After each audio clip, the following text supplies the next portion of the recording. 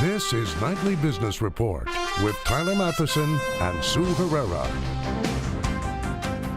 Up in the air, Fidel Castro is gone, and the American president-elect wants a better deal between the U.S. and Cuba. What's next in the evolving and fragile economic relationship between the two countries?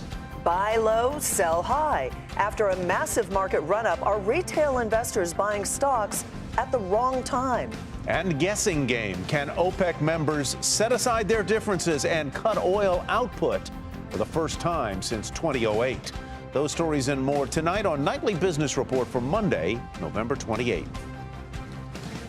Good evening, everyone, and welcome. New doubt is being cast this evening on America's economic relationship with Cuba following the death this weekend of revolutionary leader Fidel Castro. This morning, President-elect Donald Trump threatened to roll back recently restored relations with the island nation. In a tweet, he wrote, "If Cuba is unwilling to make a better deal for the Cuban people, the Cuban American people, and the U.S. as a whole, I will terminate deal." The tweet came the same day commercial flights to the island nation resumed. American Airlines took off from Miami. JetBlue departed from New York. Michelle Caruso Cabrera reports tonight from Havana.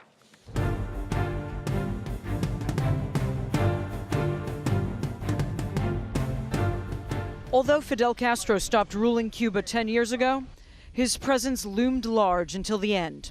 Observers have long speculated that his successor, younger brother Raul, might make more meaningful economic changes once Fidel was gone. But the economic reform program that Raul began in 2011, which is to move toward more of a market socialism on the China model, was something that Fidel Castro had always rejected himself.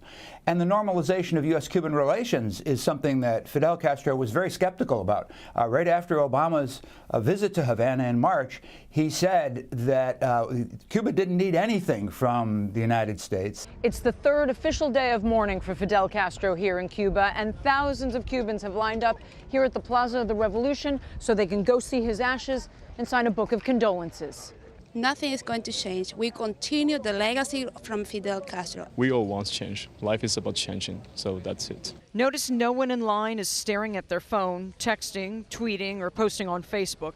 That's because internet service is almost non-existent in Cuba, part of the legacy of nearly 60 years of communist rule that severely restricted both political and economic freedom.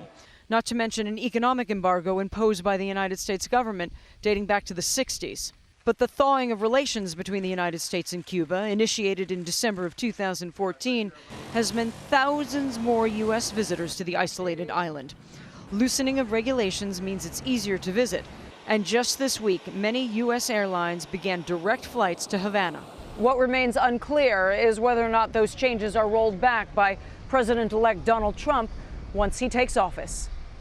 For Nightly Business Report, Michelle Caruso Cabrera, Havana, Cuba.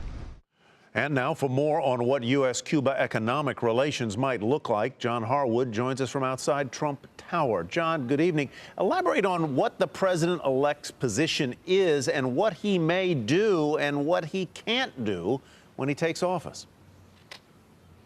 Well, first of all, he put out over the weekend a very strong statement criticizing the crimes and repression of Fidel Castro. But he also said, Tyler, that he wants to help the Cuban people on their journey to prosperity and security. That suggests that, as in his tweet today, when he said he wants a better deal for Cubans and for the United States, that he is open to trying to make a deal that sustains what President Obama has done so far and builds upon it. So what did the White House have to say about it all today? Well, the White House noted that even though executive action is all that's taken place, remember, there's an embargo that is legally in place that Congress needs to overturn if they decide to do that. But the White House said that it's not so easy. Airlines have made plans based on the change that's taken place. Hotels, the hospitality industry has made plans based on those changes. People in the United States and in Cuba have become accustomed to some of the new regulations about travel and sending remittances back and forth, that sort of thing. So it's difficult to immediately uproot changes that have begun to seep through all corners of American society and the economy. Moving at the same time, John, is the decision apparently on who might be the Secretary of State. It sounds like the choice has divided the Trump team. What do we know about the search? Well, we know that Kellyanne Conway, the former Trump campaign manager, trashed Mitt Romney over the weekend in very stark terms. We know that David Petraeus, the former general, who of course has been on probation for leaking classified or giving classified information to his then mistress, was at Trump Tower today, we believe, interviewing for the Secretary of State's job. Rudy Giuliani has been a front runner, and Bob Corker, the chairman of the Senate Foreign Relations Committee, is coming tomorrow, and Mitt Romney's coming for a second interview. This is a jump ball. It's wide open right now. All right, John Harwood, thanks very much. John Harwood in New York City. On Wall Street, the Trump rally took a breather as the financial sector weighed on the broader market. Even the small-cap Russell 2000 index fell back after rising for 15 straight sessions. The Dow Jones Industrial Average closed lower by 54 points to 19,097. The Nasdaq fell 30. The S&P 500 was off 11. Despite today's pullback, though, there has been a massive run-up since the election. But are retail investors getting bullish and buying stocks at the wrong time? Bob Pisani takes a look.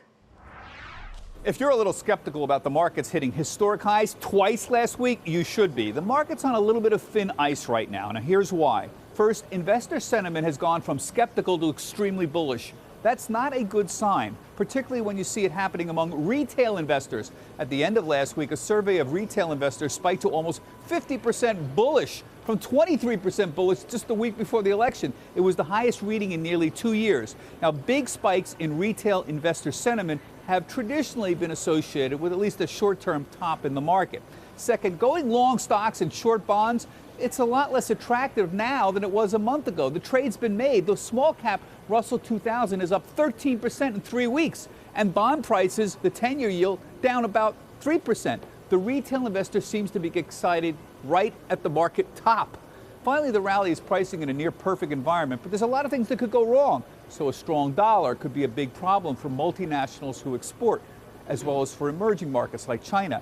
Second, any move to aggressively translate Trump's trade war rhetoric into reality will be a big problem. Third, lengthy delays are likely in enacting any stimulus or infrastructure plan, tax cuts, and reductions in regulations. All three of these, for the most part, late 2017 and 2018 events. Finally, the biggest problem could happen if the Fed starts sounding like it may raise rates more aggressively than expected. The markets definitely have not priced that one in. For Nightly Business Report, I'm Bob Pisani at the New York Stock Exchange. Gabriela Santos joins us now to talk more about the market and the potential risks she sees that could derail this rally. She's global market strategist at J.P. Morgan Funds. Gabriela, welcome as always. Great to see you. You just heard Bob Pisani characterize this market as being on thin ice. He also said that retail investors are increasingly bullish. Do you see this as a market on thin ice? And what do you make of the sentiment of retail investors? We do not, and I think we have to keep in mind two things. The first thing is the fact that fundamentals are actually already positive for U.S. equities before the election. So there's been an acceleration in sentiment and in performance after the election, but this has already been on a foundation that was quite positive. Growth was picking up, earnings were turning positive again, and the global economy was healing. So it's already a positive backdrop. And when it comes to the second part, when it comes to retail investors, our conversations with our long-term clients is still one where there's still tremendous amount of cash on the sidelines, over $12 trillion. So it's still a situation where a lot of retail investors are very underweight equities or underweight investments in general. What are the warning signs that you are keeping an eye on, or possible problems that the market may encounter? The Fed, Bob mentioned the Fed may be getting a little bit too aggressive as one of them, but what else is on your radar? Well, there's short-term risks, right? Part of investing in U.S. equities comes with some normal pullbacks, a normal amount of volatility. And these could arise around central bank meetings. They could arise around political concerns in Europe. That's possible. But if we think about the medium to long-term outlook, it has to be about a change in fundamentals, right? And as we mentioned, they were looking positive even going into the election. So what we keep an eye out on are variables that could change this course in the medium term. So things like wage pressure, U.S. dollar strength, U.S. policy over the next few years. Those are the long-term themes that could shape our long-term view of U.S. equities. Let's take a sort of closer view at some of the sectors you like. I know that you and J.P. Morgan were early to say that financials would do well, and indeed they have. Do you still feel that they're a good place to put money, number one? And number two, what other sectors do you like? We do, and this is part of a broader theme of cyclicals over defensives. So if we think about the market hovering around all-time highs, and it had a nice run in the second half of the year, but there was a lot of dynamics going on beneath the surface. The whole first half of the year was about some very defensive sectors that are used purely for yield and as a safe haven, let's say, in the case of a U.S. recession, which was a concern a few months ago. Now the picture is very different. It is one where economic and earnings growth is picking up. So as a whole, we would be looking at cyclical sectors, financials being one of them. All right, Gabriela, thank you very much. As always, Gabriela Santos with J.P. Morgan Funds. The meeting of oil producers is just 2 days away, and crude prices have been whipsawed. Today, the commodity rose more than 2% after tumbling about 3% on Friday.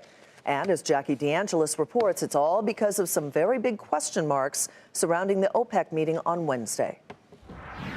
When OPEC said it would cut production in late September, but announced final details at its November 30th meeting, everyone wondered why. Now, as that meeting approaches, it's becoming increasingly clear. Some members of the cartel, like the Saudis, want the cut. Others, like Iraq and Iran, are still holding out 2 days before the meeting, and it seems there still may be no consensus. And to further complicate matters, speculation is building that OPEC may be pressuring Russia to cut output as well, so it's not alone in its bold move. But the Russians need the revenue and may not be eager to play ball. All the volatility has raised crude prices over $45 a barrel, but all the doubts have kept them under $50. They're closer to agreement than disagreement right now.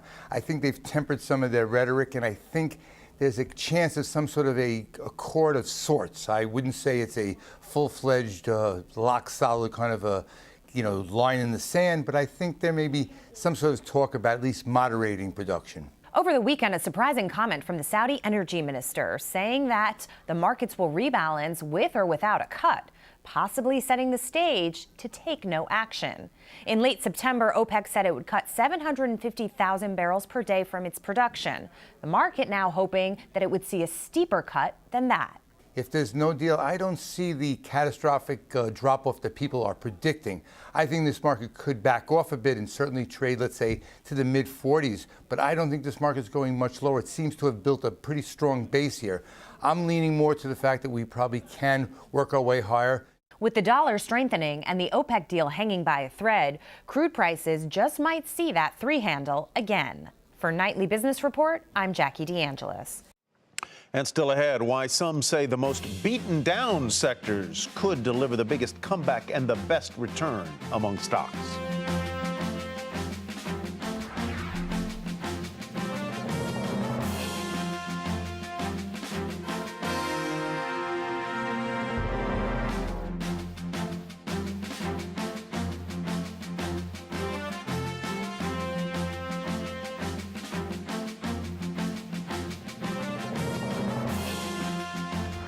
A blow to Boeing. The World Trade Organization said that Washington state offered billions of dollars in illegal tax breaks to the plane maker.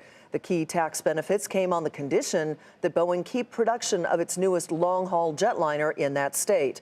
The ruling is part of a long-standing battle between Boeing and its European rival, Airbus. Well, Time reportedly says no to a takeover bid from a billionaire investor, and that is where we begin tonight's market focus.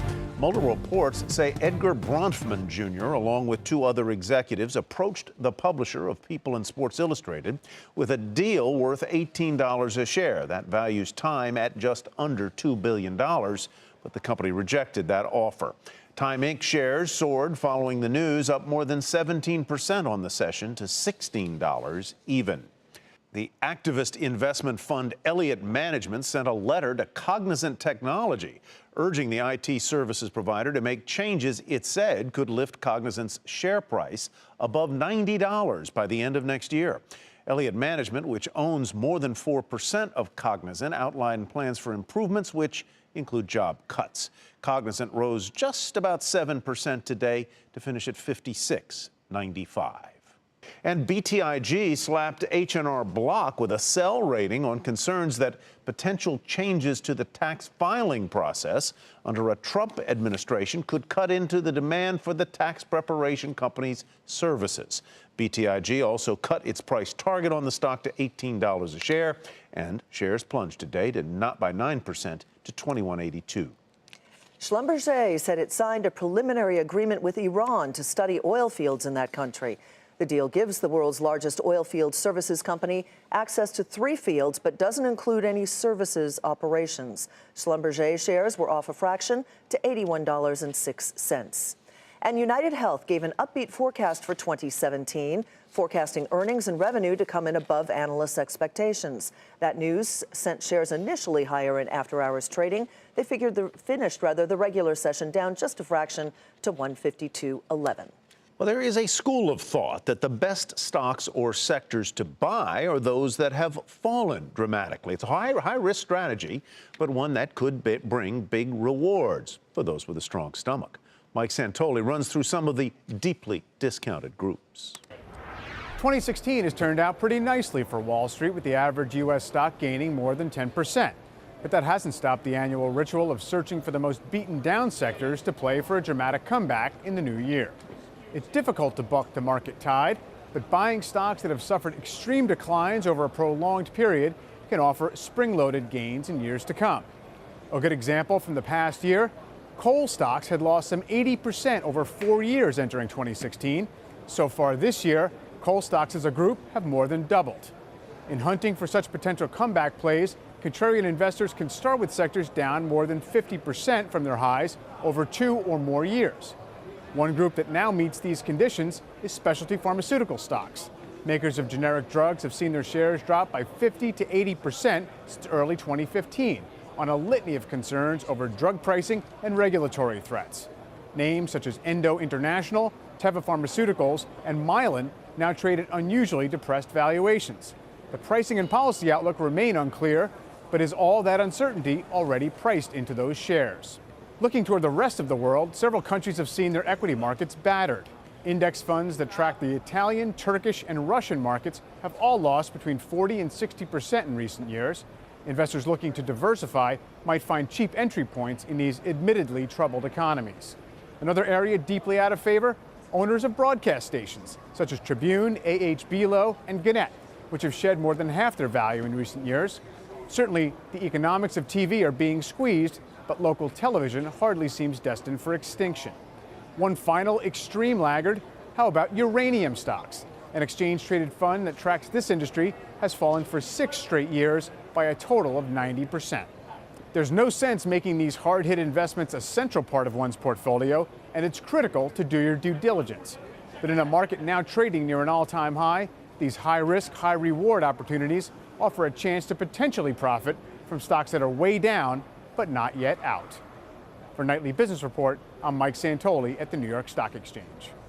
Coming up, think Santa's workshop for corporate America. What an Amazon fulfillment center looks like on one of the busiest days of the year.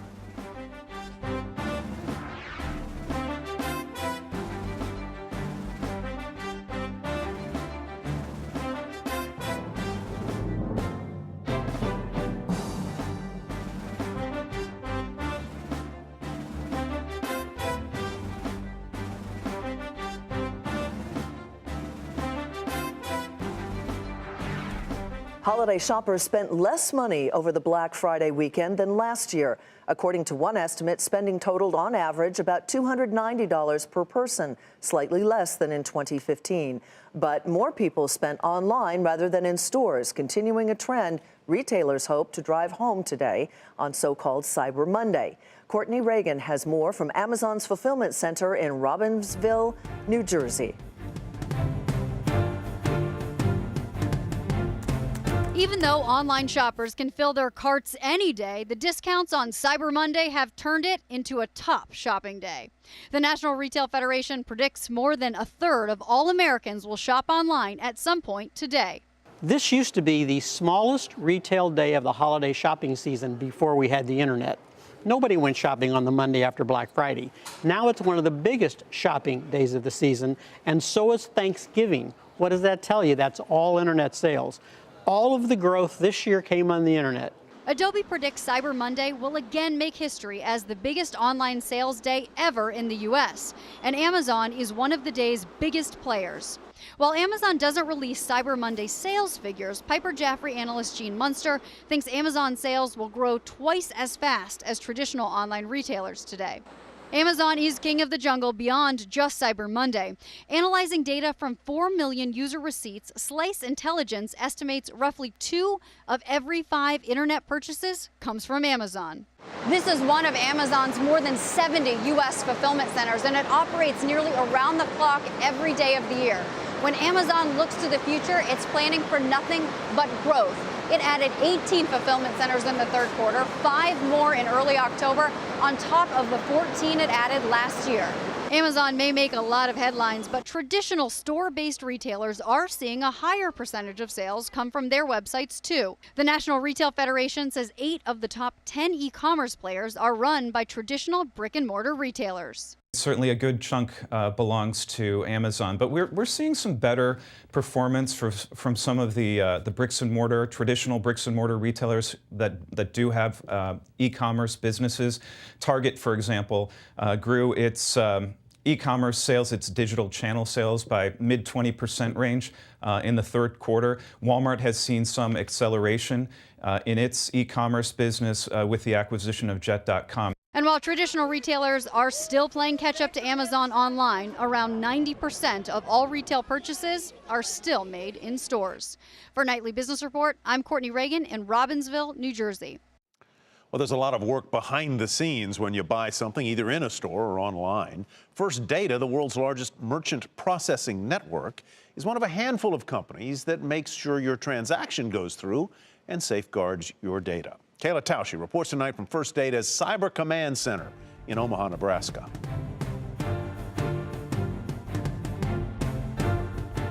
Just how much lighter did shoppers' wallets get over the Thanksgiving weekend? Some companies measure foot traffic down 1%. It's a little less people this year.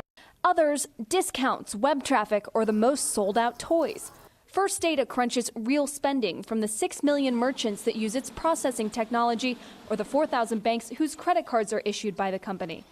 It found sales up 9% for Thanksgiving and Black Friday, and Cyber Monday shopping on pace to grow 10 to 15%. But big spikes could still come from a post-lunchtime procrastination or after the workday ends. Last year on Cyber Monday, we saw a tremendous amount of activity occur in 2 tranches, one in the 2 to 4 p.m. time frame and the other in the 6 to 10 p.m. time frame. So we're already seeing, as I said earlier, volumes well above last year's level. I can only imagine what we're going to see the rest of the day. First Data's Cyber Command Center in Omaha makes sure those transactions stay secure even as they move online. You can see here is our command center. Andrew Gelb works with banks to keep the billion cards in circulation safe from cyber attacks. He says no threats have emerged this holiday season, but it's early. We always need to be vigilant. Experts say late December will still be hectic for retailers and shoppers despite how much buying has already taken place. Typically what you always have is post-Thanksgiving, December 15th through the 25th is essentially when almost 40% of holiday season sales take place. For those gift givers, Thanksgiving marks a month-long marathon, not a sprint. This is the start. We have a big family. For Nightly Business Report, I'm Kayla Tausche, Omaha, Nebraska.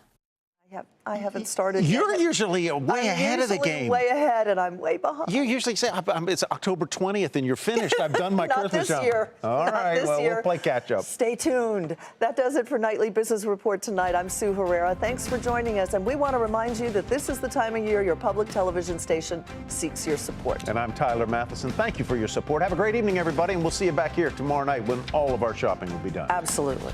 Every bit.